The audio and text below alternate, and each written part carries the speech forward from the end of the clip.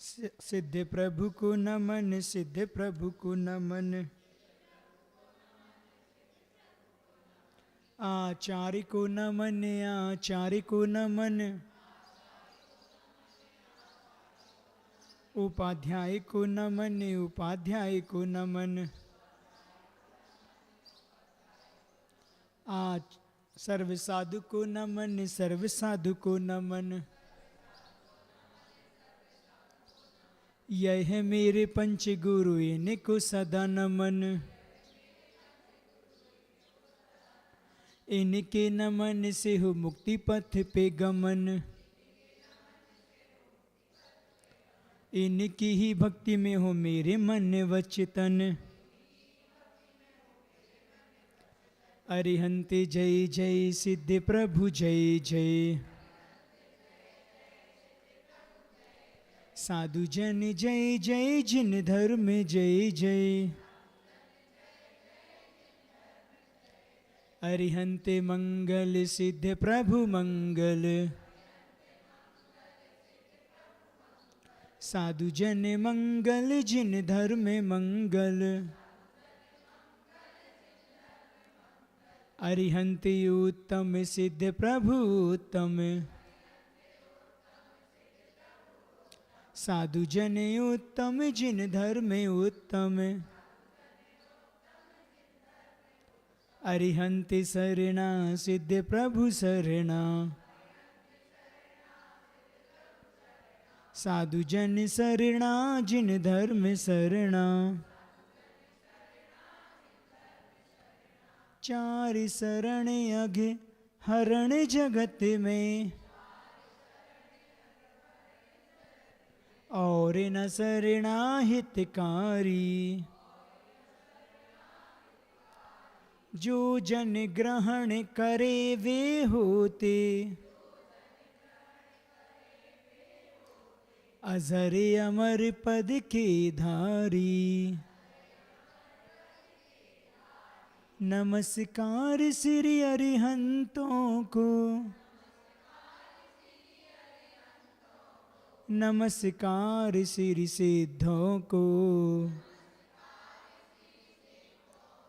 आचार्यों को, उपाध्यायों को। सर्वलोक के संतों को, सर्वलोक के संतों को। अनंत अनंत सिद्ध परमेष्टि भगवंतों की, पंच परमेष्टि भगवंतों की, आचार्य गुरुदेव श्री मानतुंग स्वामी महाराज की, आचार्य गुरुदेव भगवान श्री विद्यासागर जी महाराज की, तीन कमनों कोटि मुनि महाराजों की। चलिए पहले सबसे पहले मंगलाचरण कर लें अपन। भक्तामर्पणते मौलिमणि प्रभाण, मुद्योतिकं दलित पापितमोवितानम्।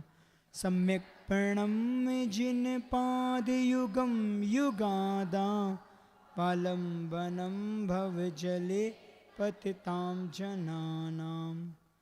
अपन ने 22 वाला पढ़ा था कल, उसको थोड़ा सा विषय और अपन देखेंगे। अपन पाठ कहाँ से कर लें? 19 से कर ले रहे हैं। 19 नंबर से अपन पाठ 19, 20, 21 3 काव्य पढ़ेंगे।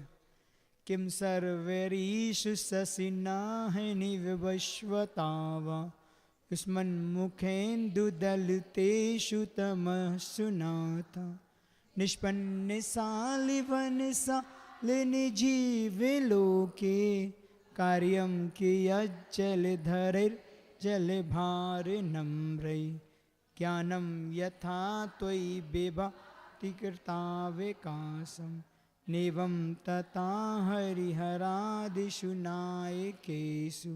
तेजो महामणिषु याति यथा महत्त्वं, नेवं तु काच सकिले किरणाकुले। मन्ये वरं हरिहरादय एव दृष्टा, दृष्टेषु येषु हृदयं त्वयि तोष भीति। किं वीक्षितेन भविता बभुवेन नान्या, कश्चिन्मनोहरति वान्तरेऽपि इस भी पढ़ लें एक बार। स्त्रीणाम सतानि सतिषु जनयन्ति पुत्रान् नान्याश्रुतं तदुपमं जननी प्रसूता सर्वादिषु ददति भानि सहस्र।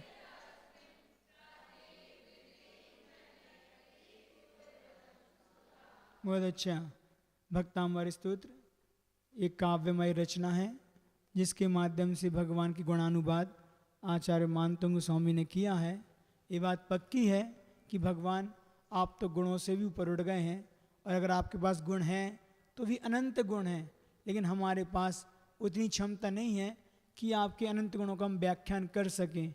लेकिन फिर भी एक उद्दंडता कह लो, या मेरी भक्ति कह लो, या मेरा बचपना कह लो, लेकिन भक्ति के वश होकर आपके प्रति विशेष आस्था है, इसलिए हम एक काव्य की रचना करते हुए आपकी भक्ति कर रहे हैं।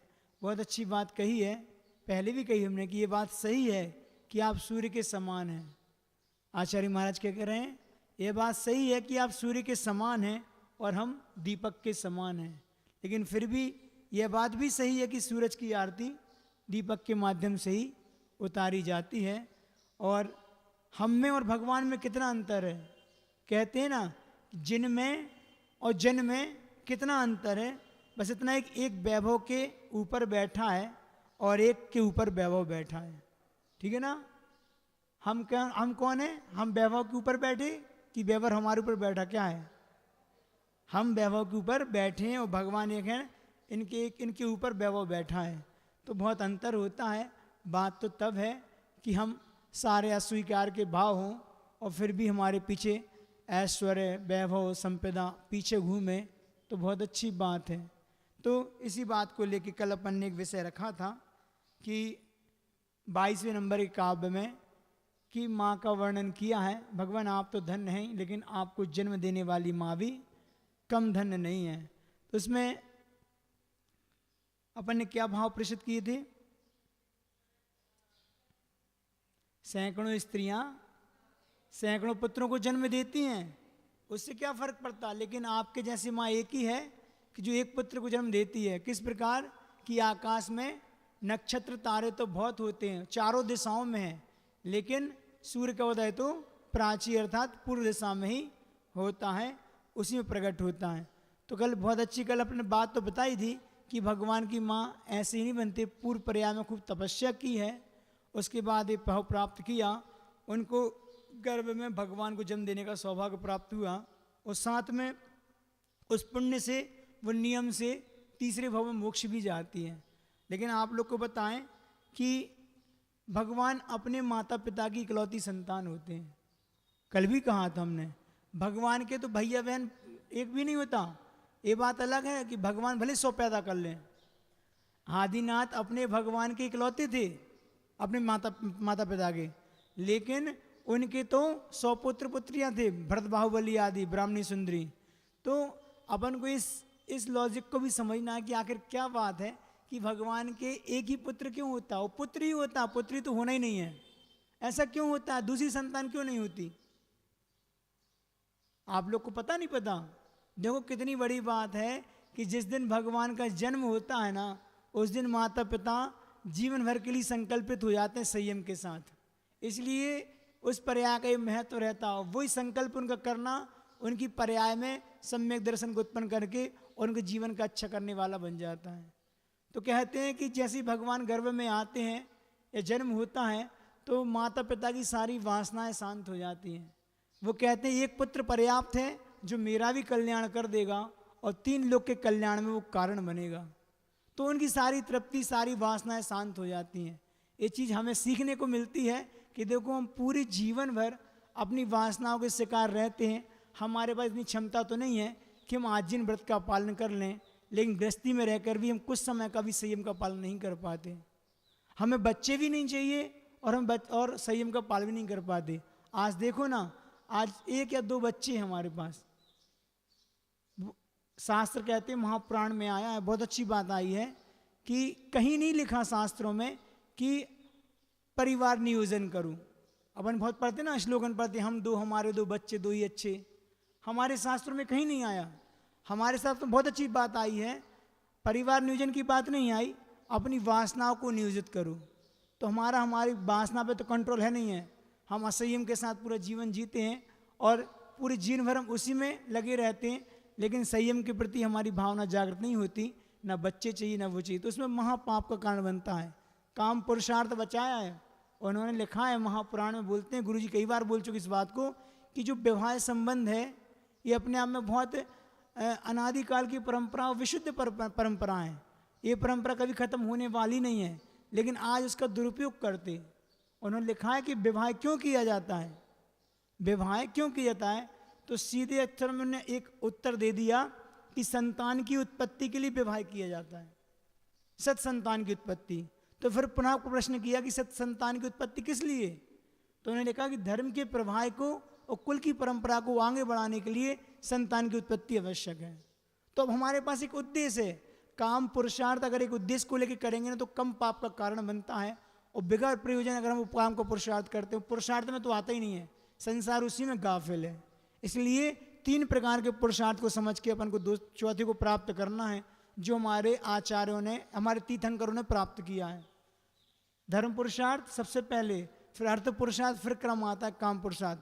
इनको त्रिवर्ग बोलते हैं। इन त्रिवर्ग को करते हुए संसार में व्यक्ति चौथे पुरुषार्थ को प्राप्त करता है, जो मोक्ष पुरुषार्थ है। तो हमारे भगवान हमारे लिए उदाहरण बैठे हैं, हमें इस चीज़ से सीख लेके कुछ अपने जीवन में नियम संयम के साथ हम आगे बढ़ें, क्योंकि तभी हम सदग्रस्त कहलाएंगे, नहीं तो गृहस्थी में तो पूरा संसार है। लेकिन जैन धर्म की विशेषता है कि यहाँ पर सदग्रस्त होने का एक उपदेश दिया है। तो जब समीचीन हमारी क्रियाएं होंगी, सम्यक रूप से आचरण होगा और विधि विधान से हम नियम संयम से चलेंगे, तभी हम अच्छे और सदग्रस्त कहलाएंगे, सदाचारी कहलाएंगे, नहीं तो पशुओं में और हम में कोई अंतर नहीं है। चलिए अपन इस बात को आगे, ये पूरी हो गया था, इसमें कुछ भी शेष नहीं है। अपन 23 नंबर का देखें, बहुत अच्छी बात है। 23 नंबर का बोलें उससे पहले एक चीज़ बता दें आप लोग को। पा जो शब्द होता है ना, पा शब्द, वह हम सबको बहुत प्रिय होता है। पा शब्द सबको प्रिय होता है। कैसे होता है? हम जिंदगी भर पा के पीछे भागते रहते हैं, पा के पीछे। जो मिलता है वह भी पा है, और जो नहीं मिलता वह भी पा है। तो कौन कौन से? पति, पा से पति, पा से पत्नी, पुत्र, पुत्री, परिवार, पैसा, पद, प्रतिष्ठा, प्रशंसा, बहुत से एक अर्थवाची, ये सारे पा हैं। तो कुछ चीज़ मिलती भी है, कुछ नहीं मिलती, ऐसे ही ना। तो ये सब पा के पीछे पढ़ते पढ़ते क्या होता है, हम पाप कर बैठते हैं। ऐसे ही होता है ना, इन पा के चक्कर में हम पाप कर बैठते हैं। फिर हमारा पा से क्या होता है, पतन होता है। इस पा को पाने के चक्कर में हम पाप करते हैं, फिर पा से हमारा पतन होता है, और अंत में केवल पा से पश्चाताप ही हाथ रहता है। ऐसे ही ना, जब पाप करते उसका फल मिलता है तो पश्चाताप के भाव आते हैं, तो पश्चाताप हाथ में रहता है। पाप के पाके, फिर इसका मतलब, इसका क्या मतलब है कहने का, इसका अंत क्या है? तो कहते हैं कि पाप के पाके पीछे भागने की अपेक्षा, पाप के पाके पीछे भागने की अपेक्षा परमात्मा के पाके पीछे भागें। परमात्मा के पाके पीछे भागेंगे ना, तो दुनिया के जितने भी पाएं वो भी मिल जाएंगे और परमात्मा पद भी मिल जाएगा। लेकिन परमात्मा को छोड़ के और सारे पाप को पाने के चक्कर में, वो मिले ना मिले वो तो मेरे पुण्य पाप का खेल है, लेकिन पाप तो कमाते ही हैं, और पाप हमें संसार में रोककर पश्चाताप और प्रायश्चित का कारण बनता है। चलिए अपन 23 नंबर का श्लोक लेते हैं, उसके बाद उसका अर्थ कर, काव्य के लेके फिर उसका अर्थ करेंगे। त्वमा मनन्ति मुनिया परिमं पुमांसे, मादित्य वर्ण ममिलम तमिसा पुरस्तात्, त्वमेव सम्य गुपलभ्य जयन्ति मृत्युम, नान्यः शिवास विपद शिमुनिन्द्र पंथा। आ गया ना सबको? पढ़ते बन गया ये? क्यों पढ़ते बन रहा तुम लोग से? ढोल सी पढ़ लिया ये वाला? आता है तो फिर तुम देखा तो नहीं हमने पढ़ रहे थे, तुम वहां बात कर रही थी। फिर से मिला दो, एक बार पढ़ ले रहे हैं। त्वमा मनन्ति मुनिया परिमं पुमांसे, मादित्यवर्णममिलं तपसा पुरस्तात् त्वमेव सम्यगुपलभ्य जयन्ति मृत्युं नान्या शिवास्य विपद से मुनीन्द्र पंथा। इसमें क्या कह रहे हैं आचार्य महाराज कि जो मृत्यु को जीत लेता है, मतलब भगवान आपके माध्यम से जो आपके चरणों में आता है वह मृत्यु को जीत लेता है और आपकी तरह ही श्रेयस वो कल्याण के पथ को प्राप्त कर लेता है। ये बात बताने के लिए काव्य बोला है। तो इसमें सबसे पहले संबोधन दिया है, कहाँ दिया है बताइए? संबोधन है ना यहाँ पे किसी के लिए, भगवान के लिए मुनिंद्र दिया ना, मुनियों के इंद्र। तो मुनियों के हे मुनिंद्र, मुनिया त्वाम आदित्य वर्ण, मिल गया ना, आदित्य वर्णम अम्लम तमसा पुरस्तात्। क्या कह रहे? मुनिया मतलब मुनिजन, त्वाम मतलब आपको, आदित्य वर्णम, आदित्य किसको कहते हैं? नहीं, सूर्य को भी आदित्य बोलते ना। तो आदित्य वर्णम, आदित्य के तेज मतलब उसकी तेजस्वी को, अमलम मतलब मल से निर्मल, और तमसा पुरस्तात् मतलब उस तमसा मतलब मुहंधकार को, पुरस्तात् मतलब परे रहने पर, मुहंधकार से हट अलग होके, मुहंधकार से परे होने पर, रहने पर, परमम पुमांसम आमनंती, मामनंती लिखा ना सबसे शुरू में, तोम मानंती, तो तोम पहले निकाल ली मतलब आपको, आमनंती मतलब मानते हैं। कौन? परमम पुमांसम, परम पुरुष मतलब परम पुरुष आपको मानते हैं। त्वाम ये भी सम्यक उपलब्ध, आपको ही सम्यक उपलब्ध मतलब अच्छी तरह प्राप्त कर, मृत्युम जयंती शिव पदस्य अन्य शिवा पंथाना, अर्थात मृत्यु जयंती मृत्यु को जीतते हैं, आपको ही अच्छी तरह प्राप्त कर, परम पुरुष क्या करते हैं? मृत्यु को जीतते हैं। और इसके अलावा शिव पदस्य मोक्ष पद का, अन्य दूसरा कोई शिव पंथा ना कल्याणकारी रास्ता नहीं है, ऐसा इसका भाव है। समझ में आया ना? आदित्य वर्णम से क्या लिया? सूर्य की तरह तेजस्वी, तेज वाला, और परमम पुमांसम आमनंती अर्थात परम पुरुष मानते हैं। क्या मानते हैं? आपको ही, त्वमेव आपको ही, सम्यक उपलब्ध अच्छी तरह से उपलब्ध प्राप्त कर, मृत्युम जयंती क्या मृत्यु को जीतते हैं, आपको प्राप्त कर अच्छी तरह से मृत्यु को जीतते हैं। और इसके अलावा क्या करते हैं? शिव पदस्य मोक्ष पद का क्या करते हैं? रास्ता मतलब कल्याण का रास्ता उनको मिलता है। अन्य तरीके से शिव पंथाना, अन्य कहीं से कोई कल्याण का रास्ता है ही नहीं, ऐसा इसका भाव है। तो हे मुनियों के इंद्र, मुनिजन जो मुनि है, क्योंकि मोक्ष मार्ग कहाँ से शुरू होता है? मुनियों से, ऐसे ही ना, रत्नत्रय जहाँ होगा वहीं से मोक्ष मार्ग शुरू होता है। तो मुनियों के इंद्र ने मुनियों को संबोधन कर क्या कह रहे हैं? मुनि आपको सूर्य की तरह तेजस्वी, कैसा कहते हैं मुनि लोग? कि साधु सज्जन लोग कहते हैं कि आपको सूर्य की तरह तेजस्वी और निर्मल और मुँह अंधकार से परे रहने वाला मानते हैं। कौन? भाई परम पुरुष मानते हैं। क्यों? आपको ही अच्छी तरह प्राप्त कर उन्होंने मृत्यु को जीतते हैं, और इसके अलावा मोक्ष पद का कोई दूसरा कल्याणकारी रास्ता नहीं है। समझ में आए ना? और बताएं तो भावार्थ बता दें अच्छे से, ऐसे सबको समझ में आ गया ना? एक बार और सुन लो अच्छे से। हे मुनीन्द्र या हे भगवान, मुनिजन आपको सूर्य के समान तेजस्वी और राग देश आदि से रहित है ना, आप राग देश रहित हैं इसलिए निर्मल हैं। हमारे साथ मल क्या जुड़ा है? मल क्या है? भगवान आप निर्मल हैं, हम मल से सहित हैं, मल से क्या लेना है? इन्होंने 2-3 विशेषण लगाए, हम बाद में पूछेंगे। सूर्य के समान तो तेजस्वी बता दिया, और निर्मल का क्या मतलब? मल से रहित हैं। तो जो मल राग देश रूपी जो मल है वही तो संसार का कारण है। वो मल हमारे शरीर से ऐसा चिपका है कि वो छूटता ही नहीं है। वो छूटता नहीं तो हमारा संसार नहीं छूटता। भगवान आपने उस राग देशरी मल को छुड़ा लिया है, छूट गया है, इसलिए आप निर्मल हो गए हैं।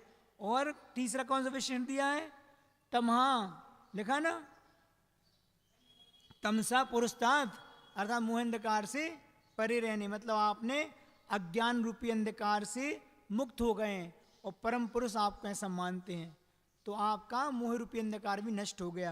अच्छी तरह से आपकी उपासना कर लोग मृत्यु पर विजय प्राप्त करते हैं। मृत्युंजय लिखा ना इसमें, तो मृत्यु को जो विजय प्राप्त करे, जिसने मृत्यु को जीत लिया है, वह मृत्युंजय कहलाता है।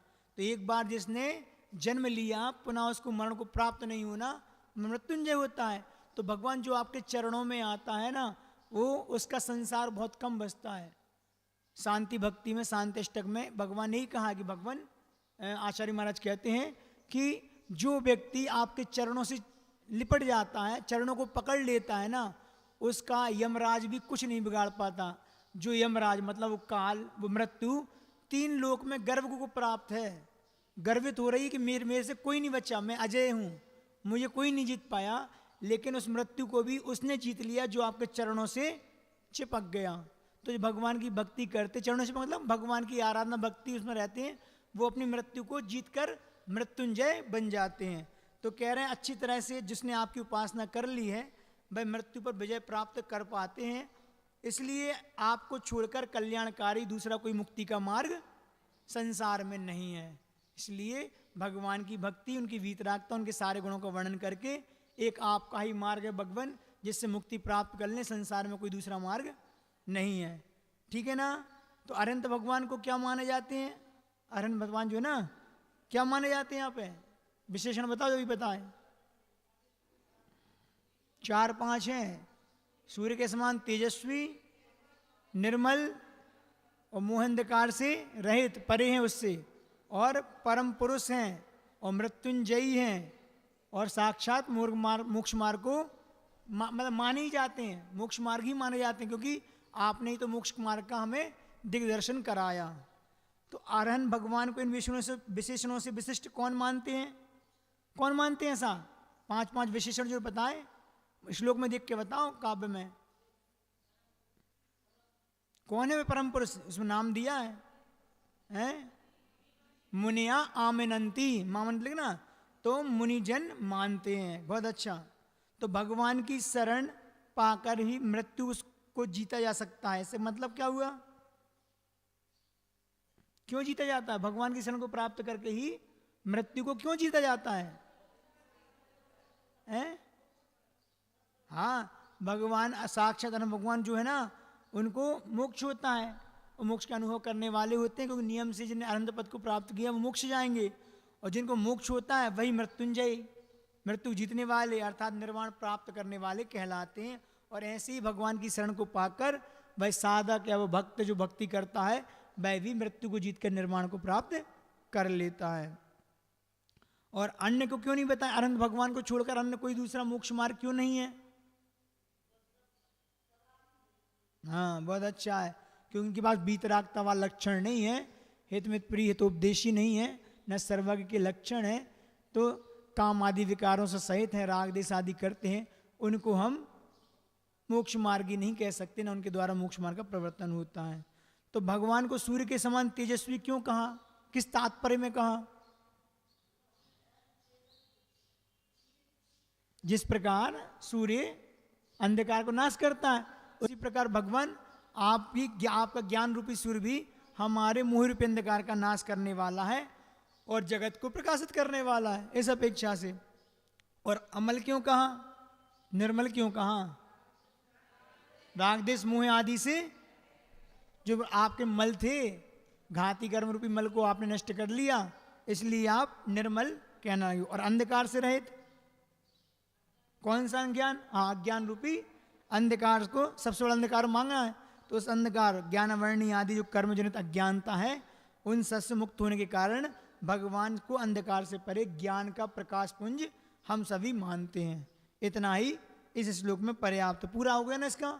अच्छे समझ में आ गया? आगे बढ़े अपन, इतना ही रहे, और 7 बजे 10 मिनट कम बची, एक ही नहीं हुआ। चलो अपन एक का और पाठ करते हैं, जितना होगा पर देखते हैं। 24 नंबर, तो ये बहुत सरल है। इसमें भगवान के नाम, अलग अलग नामों से भगवान की स्तुति की है।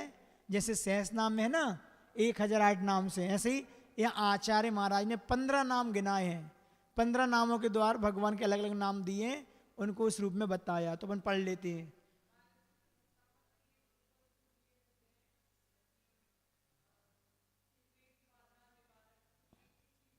ये देखो हमने पहले दिन बताया था कि हर श्लोक एक मंत्र के रूप में काम करता है। तो सब सर्ववृद्धि मंत्र बताए थे ना, वो इसी रूप में है। तो करते हैं, लेकिन जो संसारी आत्मा है, हम निष्काम भक्ति नहीं कर पाते। हम कोई ना कोई दुख तकलीफ लेके हम भगवान के पास जाते हैं। इसी बात को बहुत अच्छे तरीके से शांत्यष्टक में हमने पढ़ा। आचार्य पूज्यपाद स्वामी महाराज ने यही कहा है, न स्नेह शरणम प्रयांति भगवन पादद्वयम ते प्रजा हेतुस्तत्र विचित्र दुख निचया संसारे घोराणवा अत्यंत स्फुर दुख रश्मि निकरप व्याकीर्ण भूमंडलो ग्रैष्म ही कार अत्यंत पाद छलिल छायानुरागम रवि। इसमें ही कहा है कि भगवान न स्नेहपद, मतलब अगर हम आपके पास आ रहे हैं तो हम स्नेह के कारण नहीं आ रहे हैं। आपसे कोई विशेष राग नहीं है हमें कि हम आपके पास राग बसात आपके स्नेह बसात आपके चरणों में आ रहे हूँ, आपके दर्शन करने आ रहा हूँ। हम तो इसलिए आ रहे हैं कि संसार में बहुत से दुख लगे हमारे साथ, हम अपने दुखों को मिटाने के लिए, निवारण के लिए हम आपके पास आ रहे हैं, ना कि अकेले हमें आपसे कोई विशेष प्रेम हो। ऐसा साफ साफ बोल दिया उनने किस प्रकार, तो उनने उदाहरण भी बहुत अच्छा दिया है कि जिस प्रकार गर्मी से तपाए हुए व्यक्ति के लिए अगर ठंडा जल मिल जाए तो उसको अनुराग में कारण बनता है, राग में। या गर्मी में चलते हुए वृक्ष के व्यक्ति के लिए वृक्ष की छांव मिल जाए, एक सुखद अनुभूति होती है ना। और तीसरा दिया है कि गर्मी से तपे हुए, ज्येष्ठ महीने की गर्मी से तपे हुए व्यक्ति के लिए रात में चंद्रमा की जो किरणें हैं वो शीतलता प्रदान करती हैं, उससे अनुराग हो जाता है। इसी प्रकार हमारे लिए भी आप संसार रूपी ताप से तपे हैं, कष्ट दुख हमारे जीवन में लगे हैं, उनकी शांति के लिए हम आपके पास आते हैं। तो जितने भी जी दुखारक हैं और जितने भी सुख प्रदान है, सिद्धि प्रदान है, रिद्धि प्रदान है, जिस भी रोग आदि में जो भी श्लोक काम करता है, ये सारे कामना के साथ होते हैं। वैसे सबसे उत्कृष्ट भक्ति तो है कि निष्काम भक्ति करें, समझ में है ना। अपने देव शास्त्र गुरु के प्रति हमारे समर्पण में कमी है। जब तो हम कुछ मांग रहे हैं, हम अपने दुख को, अपनी पीड़ा को अगर भगवान के सामने कह रहे हैं या गुरु के सामने कह रहे हैं, तो कहीं ना कहीं समर्पण की कमी है। बहुत अच्छी बात याद आ गई, लेकिन इसको कल सुनाएंगे समर्पण को लेके, कि देखो कि कैसे कि वो भक्त का सही समझ जब कहलाता है कि जब वो बोलते नहीं। 3 बातें बताएंगे, लेकिन कल याद दिला देना, तो कल बता देंगे। आज समय बहुत हो गया, अब हम पहले इसको पढ़ लेते हैं। तो क्या कह रहे हैं, विभिन्न नाम आपके ही हैं। कौन से हैं? त्वम वयम विभुम चिंतिम संख्य माध्यम ब्रह्मांडमीश्वरे मनन्ते मनंगे केतुम योगीश्वरम विदित योगि मने के मेकम ज्ञान स्वरूप ममिलम प्रवदन्ति संत। ज्ञान स्वरूप नहीं पढ़ेंगे, क्या पढ़ेंगे? ज्ञान स्वरूप ममलम प्रवदन्ति संत। ठीक है ना, आगे ना सरल है, इसलिए हम दोबारा इसको, क्योंकि आप लोग को तो पहले से आप पढ़ती रहते हैं, लेकिन जहाँ ना आए समझ में आप पूछ सकते हैं। तो क्या कह रहे हैं यहाँ पे भी, संता आया सबसे आखिरी में, तो संता से संत या सज्जन, दो एक बार। तो सज्जन पुरुष त्वाम मतलब आपको क्या मानते हैं? सबसे पहले मव्यम में से अव्यम लिख लेगा, अव्यम, फिर विभु, फिर मचिंत में से अचिंत्य, फिर असंख्य, और आद्यम ब्रह्मांड मीश्वरम। तो क्या लिख निकला उसमें से? ब्रह्मांडम और ईश्वरम, और फिर अनंतम, और फिर अनंग, और फिर केतुम, अनंग केतुम एक साथ है, और योगीश्वरम, और फिर विदित युगम, अनेकम और एकम, और ज्ञान स्वरूपम अमलम प्रवदंती, कहते हैं प्रवदंती। तो भगवान सज्जन पुरुष आपको अव्यय रूप से विभु, अचिंत्य, असंख्य, आद्य, ब्रह्मा और ईश्वर, अनंत, अनंग केतु, योगीश्वर, विदित योग, अनेक, एक, ज्ञान स्वरूप, अमल, ऐसे 15 नामों से आपका वर्णन करते हैं। बात समझ में आई ना? अब इसके जो जितने भी नाम दिए हैं, इनकी परिभाषा अपन कल समझ के इसको पूरा करेंगे। आज इसको यहीं रहने देते हैं। एक बहुत अच्छी बात कह के अपनी बात को विराम देंगे कि जीवन में हमने कल कहा था ना कि भूलें सबसे हुआ करती हैं, लेकिन कुछ पुरुष हैं, कुछ लोग ऐसे होते हैं कि स्वयं भूल करके, गलती करके उसमें सुधार करते हैं, पश्चाताप आदि करके। कुछ लोग ऐसे होते हैं कि दूसरों की गलतियों को देख के भी अपनी गलतियों में सुधार करते हैं, लेकिन फिर भी कहीं ना कहीं हमारी गलतियां हमें अनुभव से प्राप्त होती हैं और सीखने को मिलता है। अनुभव बहुत काम की चीज़ होती है, जब तक खुद पे नहीं बीते ना तब तक समझ में भी नहीं आती। ऐसे एक प्रसंग है कि जब जीवन में घटता है तो आदमी बाद में सोचने में मजबूर होता है। छोटी सी बात थी, रामायण की बात बता रहे हैं कि जब अग्नि परीक्षा हो जाती है ना, किसकी? सीता की। तो हो जाने के बाद रामचंद्र जी सीता से कहते हैं कि देवी अब मेरे सब अपराध आप क्षमा करें, क्योंकि हमने किया तो सब मेरे कारण हुआ, लेकिन अब प्रजा को देख के, सबको देख के, मर्यादा को समझ के हमें सब करना पड़ा, तो आप मेरे सारे अपराध क्षमा करें और चलो राजभवन में प्रवेश करें। अग्नि परीक्षा के बाद आप लोग को पता होना चाहिए अग्नि परीक्षा कब हुई? कब हुई? कि वहाँ अपहरण हुआ, वहाँ से लौट के आए, उसके बाद राज्य में रहना हुआ, फिर उसके बाद नहीं, उसके बाद फिर लांछन लगा तो उन्हें वन में पहुँचाया। अब यह नहीं, वन में रहने के बाद फिर जब बाद में लव कुश का जन्म हुआ, उसके बाद जब उसको सीता को बुलाया तो राम फिर तैयार नहीं। तुम इतने समय से हो, क्या कह सकते हैं? क्योंकि पहले जैसे ना हो कि पहले वो कोई किसी ने उसके ऊपर आक्षेप लगाया था कि रावण की लंका में लेके आई है, तो कहाँ से शुद्ध हो सकती सीता? तो फिर इसकी परीक्षा कर ले, तो फिर पुनः दूसरे समय में उसकी अग्नि की परीक्षा होती है। और जब अग्नि परीक्षा में वो पास हो जाती है तो क्या कहते हैं कि अब चलो, अब राजमहल में चलें, राजभवन में चलें। तब सीता जानते हो क्या कहती है? सीता ने कहा कि स्वामी, क्या आप चाहते हैं कि मैंने जीवन में जो 4 बड़ी भूलें की हैं, उन्हीं भूलों को मैं हमेशा फिर से दोहराती जाऊं? 4 भूलें की हमने। तो तब राम ने बड़े आश्चर्य से पूछा, देवी वो 4 भूलें कौन सी हैं? कौन सी 4 भूलें हैं? तब सीता कहती है, सबसे पहली भूल थी मैंने तुमसे विवाह किया। देखो बहुत बड़ी बात बोलती है, मेरी सबसे बड़ी भूल है कि मुझसे विवाह के साथ समय हुई जो भूल हुई। जब व्रण करने के बाद युद्ध छिड़ गया, तभी मैंने अगर आरिका के व्रत ले लिए होते तो ये आत्मकल्याण किया होता, तो आज मुझे ये कुछ भी देखना नहीं पड़ता। उससे मुझे बैराग हो जाता कि देखो स्त्री के पीछे लोग लड़ रहे हैं, लेकिन उस समय मुझे कुछ समझ में नहीं आया, आ जाता तो आरिका बन जाती। दूसरी, जब प्रेम के बस होकर हम आपके साथ वन में गए, हमारा भी प्रेम तो ही था, उस समय भी चेत जाते, घर में रहते तो बैराग के साथ हम अपना जीवन जीते, लेकिन आपके साथ हम वन में चले गए। तो दूसरी ये हमारे से गलती हुई। और तीसरी कौन सी हो गई कि जब रावण हमें हर कर ले गया था, उस समय भी अगर हम सोच लेते कि नहीं अब रावण से छूटे हैं तो हम राजमहल में न जाएं, लेकिन वो हमारा मुँह था कि मुझे फिर ले गया, भाई मेरे जीवन की तीसरी गलती थी। और चौथी, जब वन से घर आई थी, यदि उस समय भी अगर मैं अपने आत्मकल्याण की सोच लेती ना, तो सारी झंझटों से छूट जाती। क्या वही गलती मैं पुनः दोहराऊं? तो हमें वो गलती अब पुनः नहीं करना। राम बहुत निवेदन करते, कोई राम का विशेष प्रेम सीता से था, लेकिन सीता को तो बैराग उमड़ गया था। इतना कहकर सबसे उसने क्षमा याचना मांगी और अपने आप में आरिका पृथ्वीमती के पास जाके आरिका के व्रत अंगीकार करके और संलेखना, उत्कृष्ट संलेखना समाधि पूर्वक 36 दिन की संलेखना थी, और जिसमें उसने निर्जल उपवास के माध्यम से विशेष साधना की, तब जाके वो स्वर्ग में जाके प्रतीन्द्र का जीव बनी।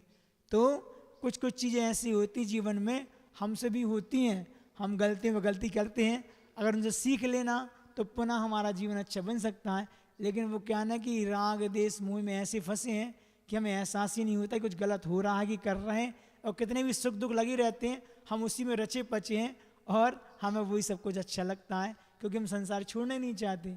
कुछ तो बहुत लोग कहते ना कि हमारे संसार में मुझे लगता ही नहीं कि हम दुखी हैं, हमें अच्छा तो लग रहा है, खाते पीते कमाते सोते उठते बैठते सब चल रहा है काम, हम इतना पुरुषार्थ करें ही क्योंकि मुझे मोक्ष जाना पड़े।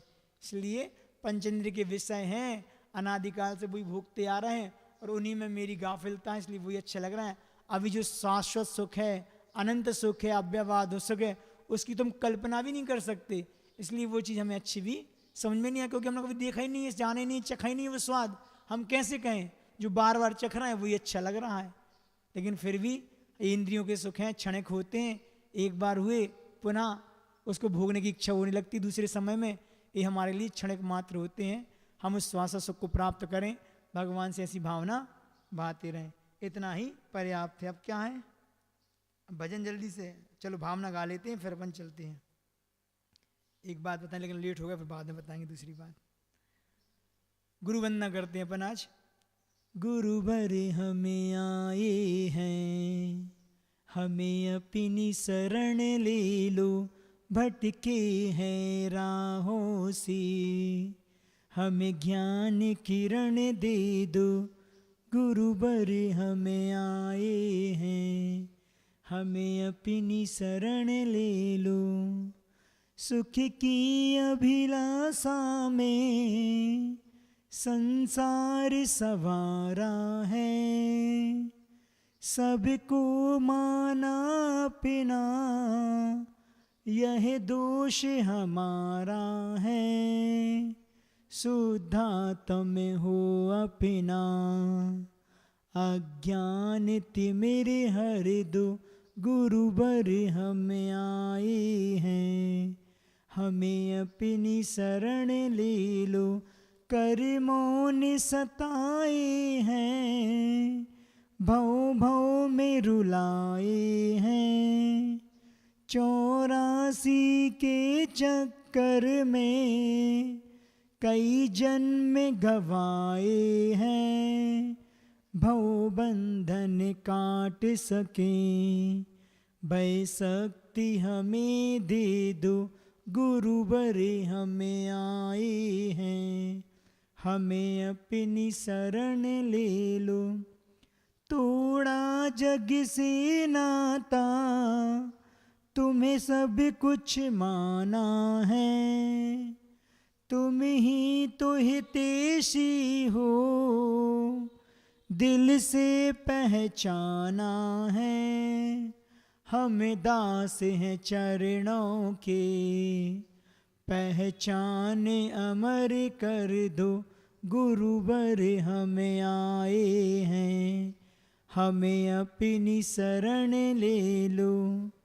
बस एक ही इच्छा है, गुरु नित्य रहें उर में, गुरु नित्य रहें उर में, मम आत्म ज्योति जगे, यही एक तमन्ना है, मुझे शाश्वत सुख दे दो, गुरुवर हमें आए हैं, हमें अपनी शरण ले लो, भटके हैं राहों से, हमें ज्ञान किरण दे दो, गुरुवर हमें आए हैं। यह विद्यासागर जी हैं, सबका कल्याण करेंगे।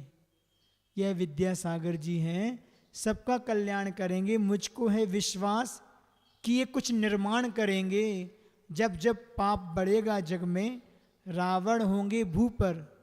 जब जब पाप बढ़ेगा जग में, रावण होंगे भू पर, तब तब आप धरा पर आकर श्री प्रभु राम बनेंगे, श्री प्रभु राम बनेंगे। आचार्य गुरुदेव भगवान श्री विद्यासागर जी महाराज की जय।